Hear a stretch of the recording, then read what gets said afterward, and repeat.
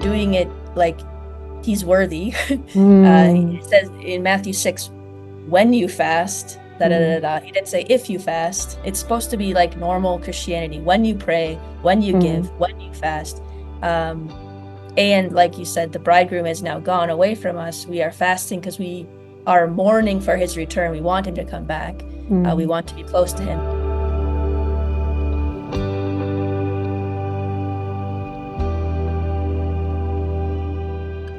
Welcome to Deeper, the Youth for Christ podcast that helps you deepen your relationship with God. I'm your host, Lyndal Walker, and this year we are exploring spiritual practices that help us become more like Jesus. This is episode 5, and today we discuss the practice of fasting. With me, I have Ember Liddiard, who is the Youth for Christ International Prayer Deputy Director. She's also the Global Engagement Missionary in Botswana, Africa, where she's the Centre Director for Gaborone, did I say that right? The Gaborone and the Southeast District. In addition, she is a Spiritual Formation Coordinator for Botswana and has a passion for leading prayer and worship and is currently working on a prayer and worship initiative. Welcome, Ember. That's a lot. It's How are you today? pretty good. Yeah, we have power. That's good. Yes, we've just been praying that the internet and the power stays on because they've been having issues. So thanks for joining us, Ember. It's great to have you on the show today. My pleasure. And so for those of you who've been following along on the podcast, you know that we've been working with John Mark Comer's book called Practicing the Way. And in his book, he says that fasting is one of the most essential and powerful of all the practices of Jesus, and arguably the single most neglected in the modern Western church. And we might ask some questions a bit later to Ember about that.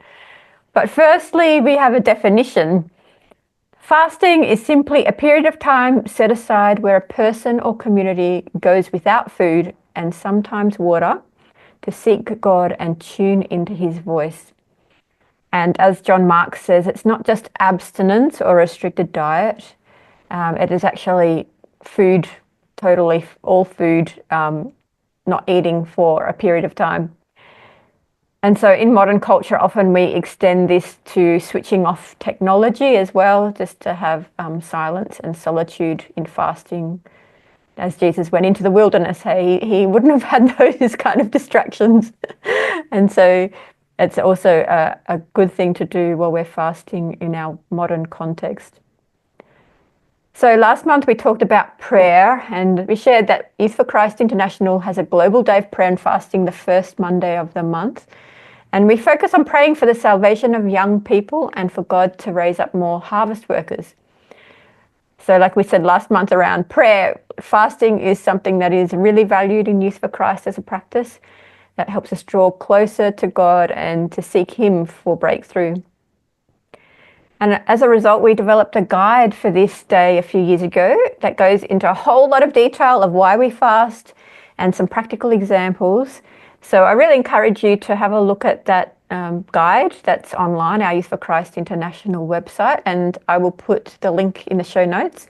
So we won't go into huge detail around the whys, but we're just here to explore this practice and get some of Ember's personal experience with it, as well as her experience in seeing the difference between what fasting is like in the West, since she grew up in the West, and also now that she lives in Africa.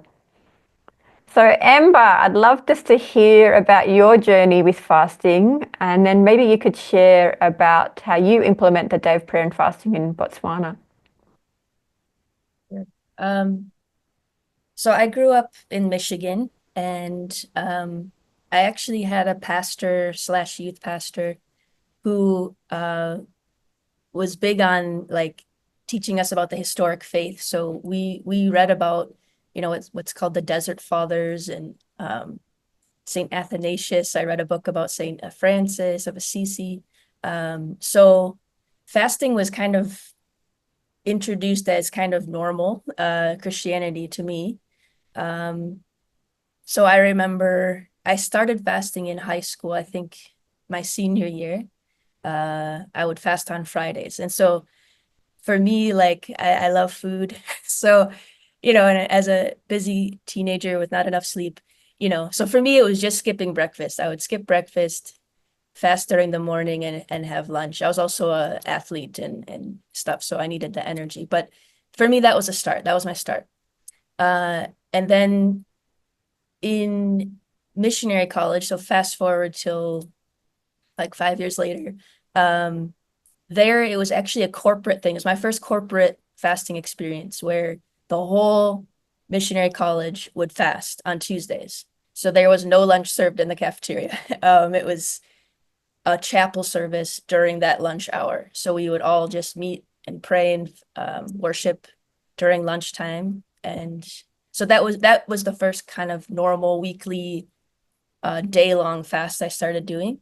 Um, and then they also introduced the concept of a longer fast, like a 3-day fast, the beginning of each month, which was optional. So I think I did it once. And then, yeah, then when I moved to Botswana, or also they shared about a 40-day fast that was optional. Not like eating nothing, but you could choose how you wanted to do it. So I just felt the Lord stirring me to take part in that. It was a national thing. So that was my first time doing any long, extended fast. And for that, it was just chocolate. But for me, that was a big thing to not eat chocolate for 40 days. So, uh, yes, so don't despise the small beginnings. Yes, and it's Yeah, actually Lent while we're recording this, and so yeah, chocolate's one of those things I'm giving up for Lent, as well as coffee. yes, me as well. So, yeah, so then I moved to Botswana in 2010. And as you mentioned, we observed the Global Day of Prayer and Fasting for YFC. And so the way that it was done back then was every Sunday we would meet as a whole team in our national office, like probably around 4 p.m., have a prayer meeting, and then we'd go home to our homes, and you didn't have to come to work the next day. So it was just a day set apart, 24 hours set apart to just spend time with the Lord. And then we would reconvene, the 24 hours later, have a prayer meeting to break the fast and share, did God speak to you, anything? Um, yeah, so that was kind of how again it so that was a monthly rhythm that became normal to do that.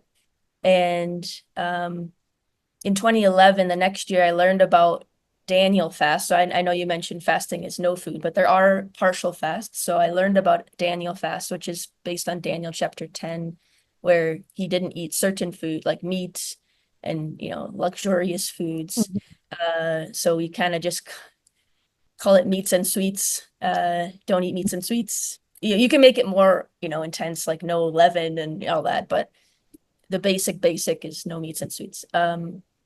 And you can So, do it. John Mark, just sorry to interrupt, but John Mark Comer, in his teaching on fasting, he would say that that's abstinence, which is still a part of our Christian heritage and history and important, but he Mhm. probably wouldn't define that as a fast in the actual definition or sense of fasting. Mhm. But yeah, lots of people still do that abstinence as part of their Christian walk too, and it's powerful, obviously, that as we see in Daniel's story as well.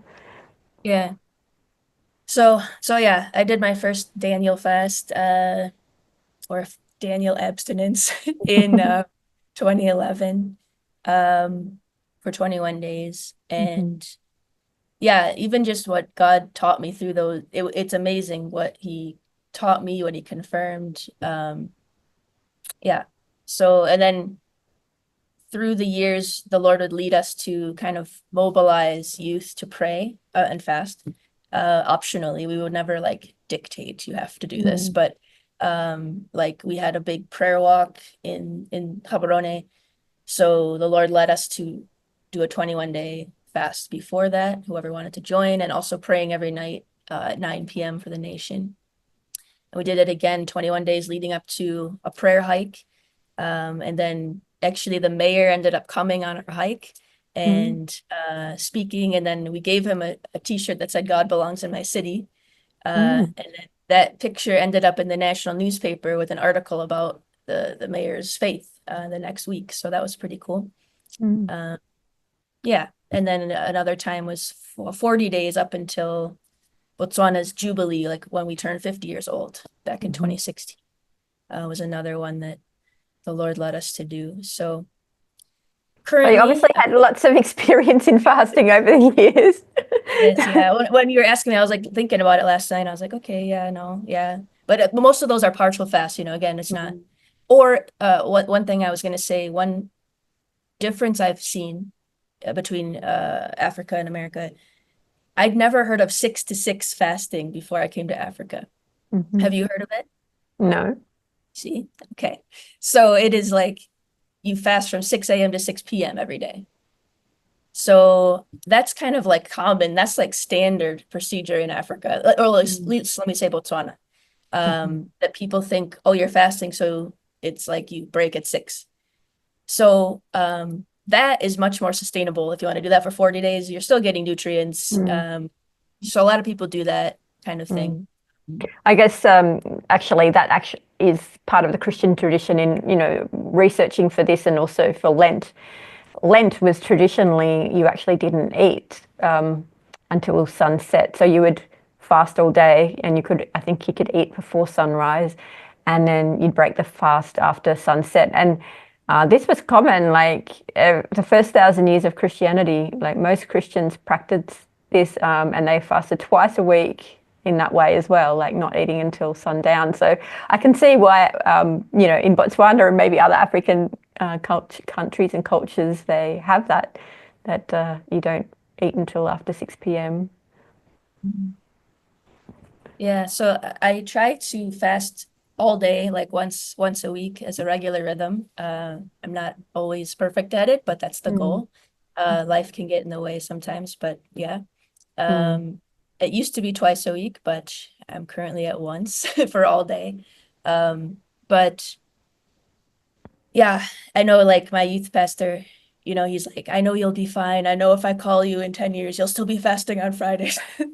So it was Wednesdays and Fridays was the typical traditional church days of prayer and fasting. But for me, with my schedule, it works out better for Mondays currently. But Mhm. And it also fits in with our monthly day of prayer and fasting, which is on a Monday. actually, it's part of it. So Yeah. Yeah, so that's a pretty amazing journey. Like, for someone who has grown up in the West to have learnt about it from such a young age, probably isn't a typical story. yeah, I don't Uh, think so. did you find it hard when you first started, and how did you go? Like, because people obviously who practice this a lot say it's quite difficult when you start to fast for the first time, and it gets easier over time. And as John Mark says, it can even become joyful. And that Richard Foster, when he writes about the disciplines, says that joy is the keynote of all the disciplines. So, where are you at in your fasting? Are you at a stage where it's joyful or is it still painful? Um, yeah, I don't think joy is maybe the right exact word for it. But I think because I've seen the benefits of it, I've experienced yeah, the benefits of it. I I desire to do it because yeah, it helps you hear from the Lord more clearly, um, gain more revelation, or yeah, it just allows him. It's like putting yourself in position for him to speak to you more clearly. So Mm, I desire to hear the Lord's voice. So it's like the ends justify the means, if you will. mhm, For me, it's worth it. It's definitely worth it. And yeah, it's definitely harder in the beginning. I mean, like I said, in the beginning, it was like just skipping breakfast. My stomach is growling by lunch, like, but I think as you, over time, it does become easier. Like, mm, yeah. So, there's a lady at my church who testified the other day that the Lord is just having her start fasting, and she had in her mind like she has to eat, like she can only fast up until lunch.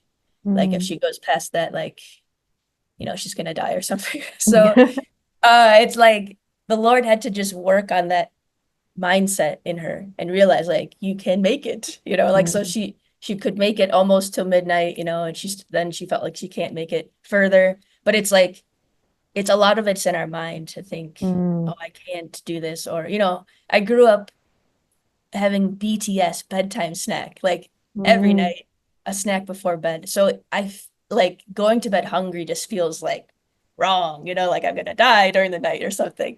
Um, so that had to overcome that and be like, no, that's actually not true. Like I don't have to have a snack before bed, like if you're fasting a longer fast. So yeah, I think working up gradually is important, but it's not yeah, you can overcome the yeah, it gets easier. Let me just say that Mm. Mm. as you going forward on it. So And it's interesting, I actually say this in the guide that we put together. It's actually physically good for you as well, like not just spiritually good. And science is proving that. And again, I feel like every time science does research around something that's mentioned in the Bible, it's just proving that the Bible is so true and so worth following because, God knows what He's doing. He knows what's good for us. And, I'm reminded with Jesus when He went through His fasting in the wilderness for 40 days, um, when Satan came to tempt Him at the end, He said, turn these rocks into bread. And Jesus says, well, man does not live on bread alone, but by every word that comes from the mouth of God. So God has a different sustenance for us during these times of fasting. And yeah, we are able to get through because of His strength. One thought that I had was the two D words is denial and dependence. Like we deny our body, like we have control over our body, and this is a way of it's like almost feeling like you're not in control, but you are. Like you can say to yourself, actually, I don't need to eat right now. And I can turn that denial into dependence and say, okay, God, I depend on you to help me, to sustain me, to strengthen me, and give me that word. What word, what bread from heaven do you want to give me today that will sustain me and strengthen me in this? And so yeah, it is a challenge, but as Ember said, over time it does get easier. So how have you found the joys? You said that you wouldn't use the word joy, but you said because of the impact. Like what kind of impact has it had on your life that enables you to keep going and keep doing those fasts? like I said, I think hearing God's voice more clearly. So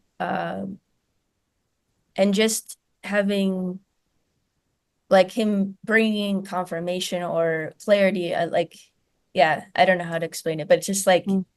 it's like things just make more sense when you're fasting. Like it's somehow you've been wondering about something, and during a Mm. time of fasting, God can just kind of highlight, like he can just show you what he's already said to you, or look back in journals and see this, just yeah. So I think um and just growing in your like it's I've heard it said it tenderizes your heart, like it's growing in your love for him.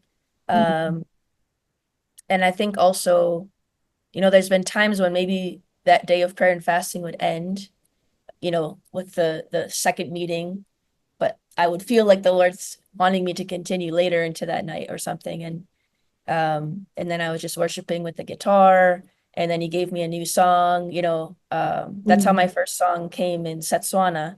I just felt like, yeah, I've never planned to write a song, but I just felt like a new song was rising in me. And so I Mm. got out the guitar and I was singing English and it didn't really fit. And then I switched to Setswana and then it flowed. So I see like that's happened a few times that God will give me new songs during fasting. Um, so Mm. Beautiful. I don't know. Yeah, I just think it's the having more clarity here, more revelation from him, learning Mm. things. Yeah, makes it worth it. And that also backs up the biblical passage in Acts chapter 13. It's one of my favorite passages actually on fasting, verses 1 to 3. is when the teachers and leaders in Antioch are worshipping and fasting. And then that's Mhm. when the Holy Spirit told them to set aside Barnabas and Paul for the work of service and for the missionary work. And so, in that, as you're saying, the clarity that comes, the direction from the Lord, the strategy, everything, like it's a period where you remove those distractions so we can hear clearly from Him. And I really encourage you to check that verse out. It's so powerful. Like if you need discernment and direction in your life, then look at worshiping and fasting, not only with yourself but with others, and have that group discernment. And as you said, the corporate fast. The people of Israel used to fast corporately a lot of the time, especially when their nation was in trouble or had issues, and they saw God coming through and breaking through as a result. So, yeah, that's awesome, Ember. Now, I know that you are really good at implementing spiritual disciplines in your ministry as the spiritual formation coordinator for Botswana. And part of that is an annual prayer and fasting camp. Could you tell us about that? What does it look like? Who goes along to it? And just the impact it's had on both the individuals who attend and the ministry in general. Yeah, so since 2014, we've been doing a prayer camp. And so it's at first we partnered with another youth organization called God Chasers. But that was only for a few years, and then we've just continued it on with YFC.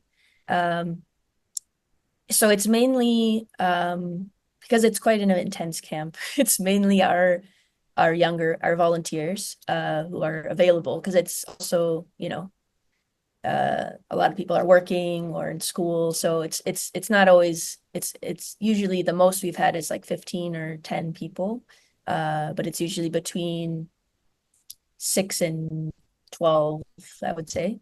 Uh, but it's all mostly volunteers. I think the first couple years, we also, it was, yeah, whoever was available kind of thing. And I think we want to go back to making it more of a accessible to youth who aren't necessarily volunteers. But for the last few years, it's been mostly volunteers and staff. And so what we do is we fast each day until dinner. So there, it's not even a 6 to 6. So there's no breakfast before 6, but just fasting until dinner. Um, and we have corporate prayer so in the river. There's a riverbed, so it's a dry country. So most of the time, there's no water in the river. So we just meet in the riverbed, in the sand there, in a At a circle or. campsite. Yeah, it's a farm. It's a farm called Mitzpah. It's owned by Christians, so they allow us to come there and have our camps. So we have a.m. worship and prayer in the river, and then 9 p.m. we have worship and prayer around the fire. So it's winter time. We do it in the winter, so we're cold, so we warm up around the fire, and yeah, and then throughout the day we make a schedule. So somebody's always praying at noon, 3, 6, midnight, 3 a.m. So for the whole 24 hours, the 3 hour watches are all covered. So we have a rotation, so not everyone's having to get up at 3 a.m. every night. But so we do that like for the duration of the camp, and usually with prayer partners, so you're not alone. But we usually set aside a prayer room, or a space, and you can go there with your prayer partner and pray. Um, yeah, so we have prayer points that you can, like, we write on a whiteboard, but you can pray as you feel led, for the nation, for youth for Christ, for youth. Um, yeah, and so through that, we've seen God really encourage us, and even just what you're talking about, um, giving direction, like it can be corporate, like our first prayer camp, it was uh the first night we were praying together, the 9 p.m. prayers, and we were holding hands praying, and it was just this powerful time of prayer, and I just pictured this like funnel of incense rising up to the Lord. And afterward, I went to my room and I have a Setswana Bible, and sometimes I'll just open it randomly and point to a verse, try to figure out what it says without looking where it is, and then check the English Bible to see if I was right. So that day I picked just randomly, and the one word I couldn't figure out was Moswalo. So since I was surrounded by Botswana, I just said, "Hey guys, what does Moswalo mean?" And they didn't know. So I got out the English Bible, and it was Psalm 141 verse 2. It's like let my prayer rise like incense before you. Mm. So incense was Moswala. And I was like, Mm. oh, cool. And then the next day, Bobo, our one of the leaders, the Lord led him to read Psalm 141 verse 2 in his quiet. He opened to that in his quiet time. And then I was walking past a couple of guys later in the afternoon, and I heard one say, "Oh, the Lord really spoke to me in my quiet time this morning." And I just felt like I should go listen. And he's like, "Yeah, the Lord led me to read Psalm 141, verse 2, Mm. and how our prayers are like a sweet smelling incense rising up to him." And Mm. before I could say anything, the other two guys were like, "Yeah, no, the first night, incense." It just kept coming to my mind, incense, incense. What is incense? Mm. Wow. Mm. And the next day, like I was next to a German volunteer, and I was like, dude, like this is what, and I was filling him in on all that had been happening. And he's like, no way. And he pulls out his journal, and he has a picture of us in a circle holding hands that night with a cloud of incense rising. Mm. Like he had the same Wow. picture. So, and then we were at a missionary training school, and that day they taught us about Malachi 1 verse 11, like in every place incense will arise. Mm. So it was just like pretty cool to see, like, wow, okay, God, like you're not just Mm. speaking to one person, it's like you corporately speaking to us. And so Mm. we've seen that. That's probably the most poignant example of it, but we've seen Mm. it at other prayer camps as well. So So yeah, beautiful. so And yeah. how long do these camps go for?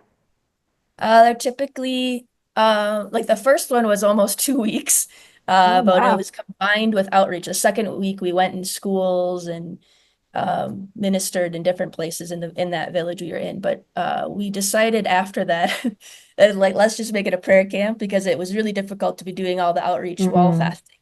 So we just have made it now typically about 1 week long. Sometimes it goes to 10 days, sometimes six, but it's typically about a week. Yeah. So that's quite a substantial amount of time to kind of set aside and, set aside your usual ministry as well. What kind of impact then has that had? Like, because some people be like, oh, well, I can't afford that amount of time to leave things, and like all my emails would be piling up or things like that. So what Yeah. do you say to that? Like, the investment in the time, and it's each year too, isn't it? Like it's not just like once every few years. Yeah. Um, No, I think I mean in general, like even just from a non like spiritual side of it, just the team bonding is very good. So I mean you're spending the whole time together, you're cooking together. So the teams, we take turns cooking. So every probably 3 nights your team is on duty to cook together. Um, so there's just I mean, yeah, apart from the set times of prayer, I bring along like my whole plethora of books so people can read, they can have discussions, fellowship, go for walks. So I think it's good for team bonding, for team unity.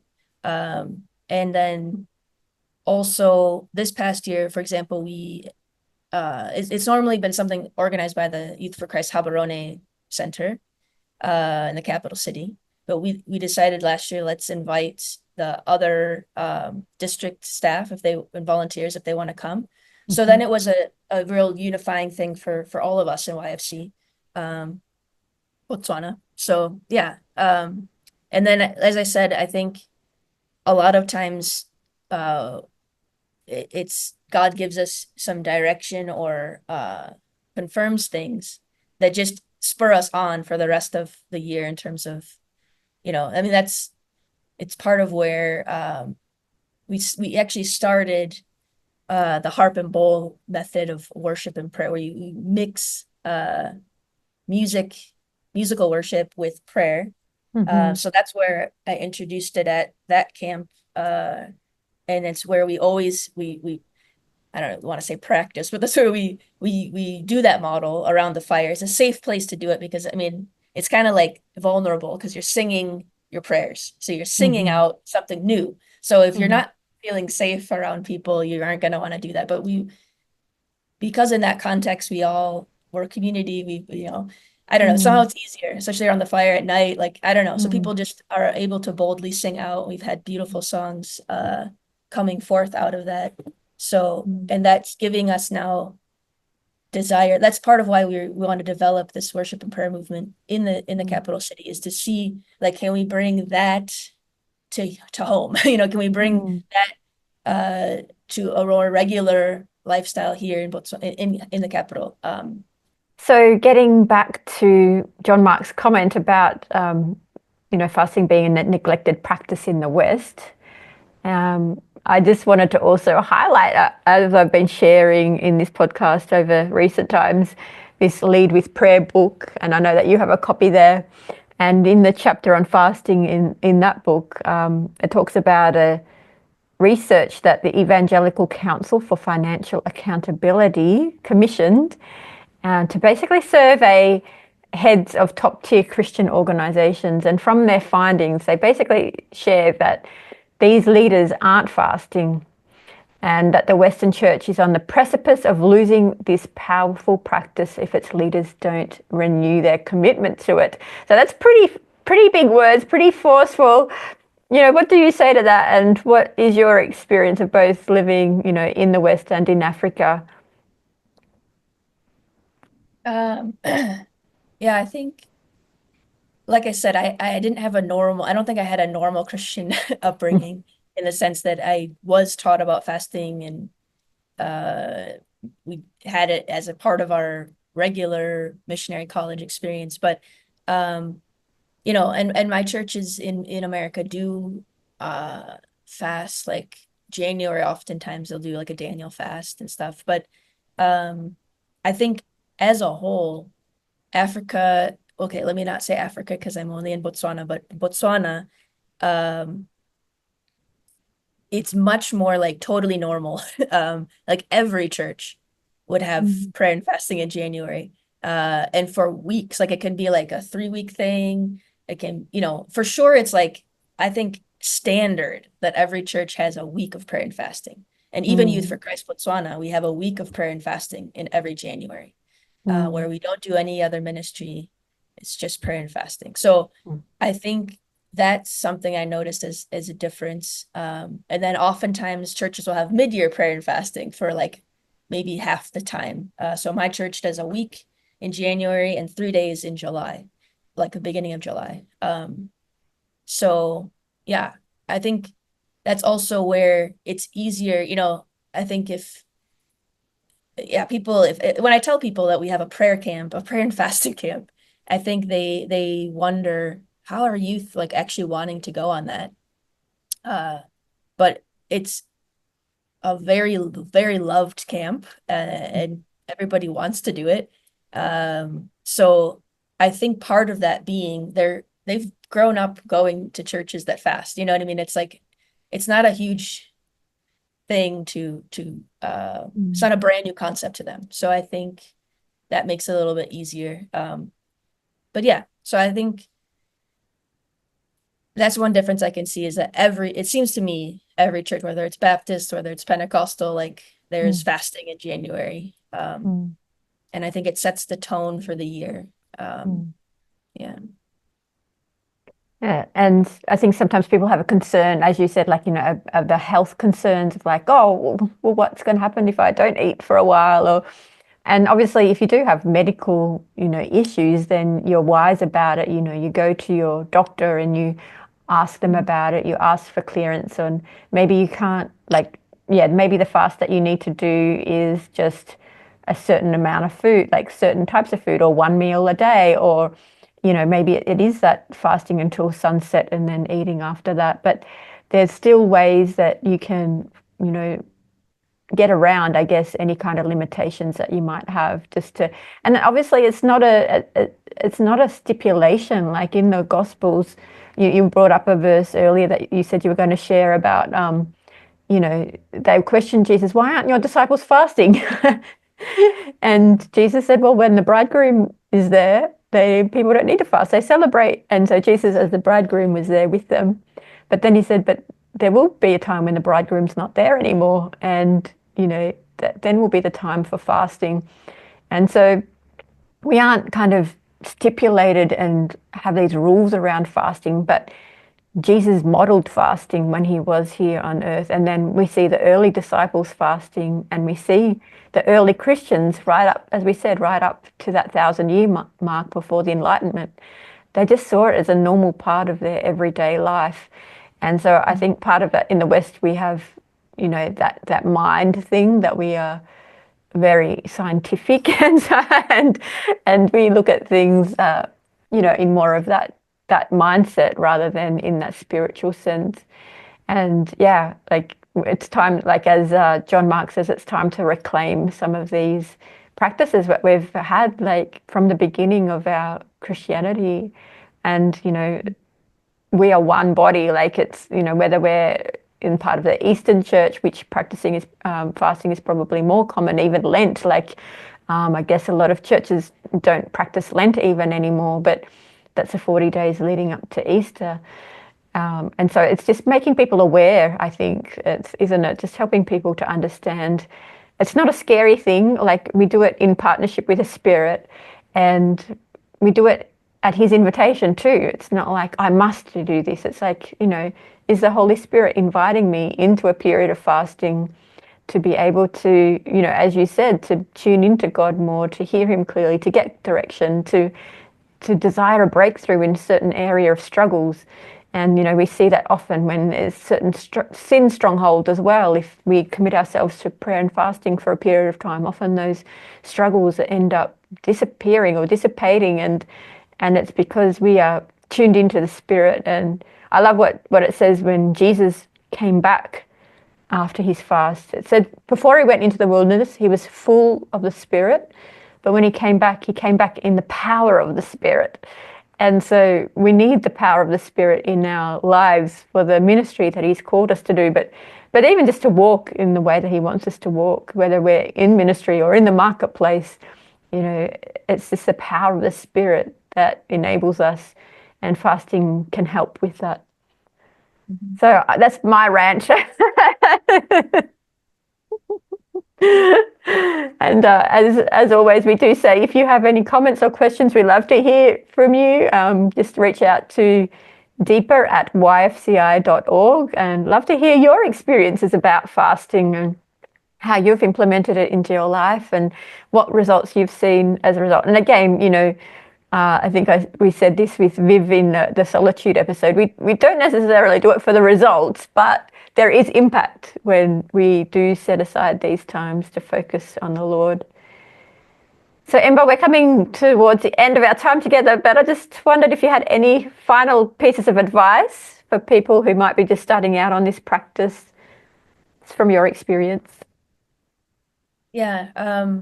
Again, like I said earlier, the mental battle, just try to see what maybe lies you're believing or things that are, if you think you have to eat at this certain time or, you know, uh, just try to overcome those mental battles with truth. And then just to encourage you that it's worth it, hang in there and you can start small and build up. I think it's the best plan.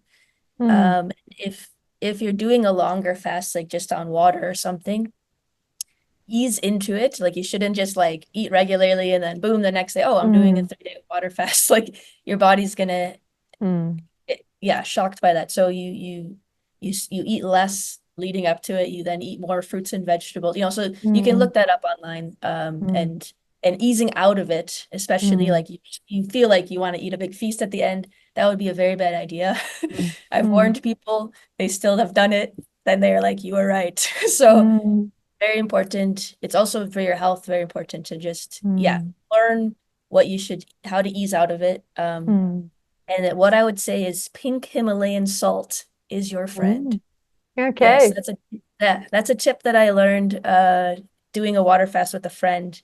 We were praying something related to her life. She asked me to pray fast with her. So yeah, I was just struggling I think at like day 3 or something and on a water fast. And she's like, have you been taking any salt? And I was like, do you have pink Mm. salt? I never even heard of pink Himalayan salt. Mm. She told me, go to the store, get pink Himalayan salt and just like shake some into your water, shake it up, drink it, or put it under your tongue. So I did that and it was like life was restored to my Mm. bones. Like it's putting minerals back in. So there's no Mm. calories, you're not breaking your fast, but Mm. you're getting some of those electrolytes, nutrients and Mm. stuff that can really Mm. help you. So yes, pink Himalayan salt is your friend. That's So amazing. Well, I have some in my cupboard, so I'll remember that for next time I do a fast. yeah. So and I think just to say as well, again, sort of what you mentioned, we're not doing it for the benefits for like we're doing it like he's worthy.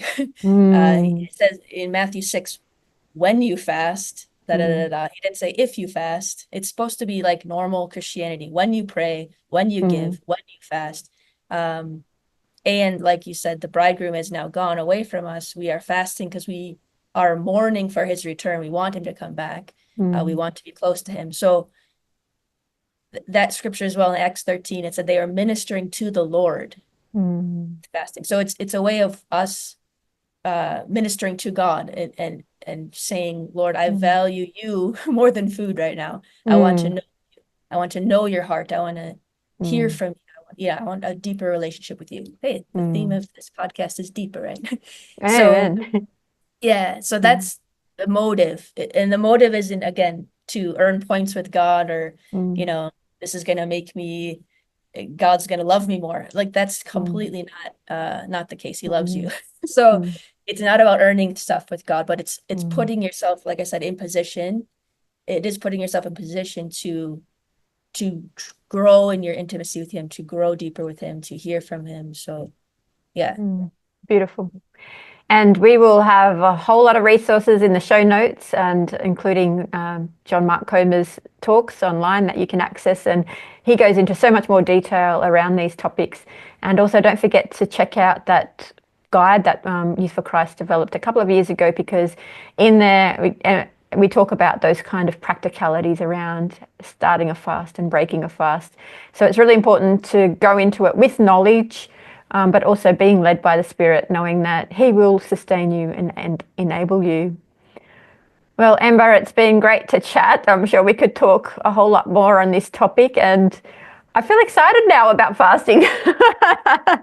Sometimes we don't feel that excited about this discipline or this practice, but after your conversation, I'm like, yeah, let's do it. So thanks for joining us, everybody. Just don't forget that, yeah, the first Monday of the month is the Global Day of Prayer and Fasting, where we do pray for the salvation of young people and also for more harvest workers to go out into the harvest field. Send us prayer requests at prayer@yfci.org. I would love to pray for you. And I have a copy in my hand of God Has a Sound, the new book that I've just released. So it should be available by the time you are listening to this podcast. So if you want to hear actually more of Ember's story, she has a story in that book about how she was called to Botswana. You can check the sample out on my website, lyndalljwalker.com. I'll also put that in the show notes. You've been listening to Deeper, a Youth for Christ podcast that helps you deepen your relationship with God. Please share this podcast with your community and colleagues to help us build a deeper community and a healthy organisation. I'm your host, Lyndal Walker. Please join me next month as we explore the topic of Scripture. Goodbye for now.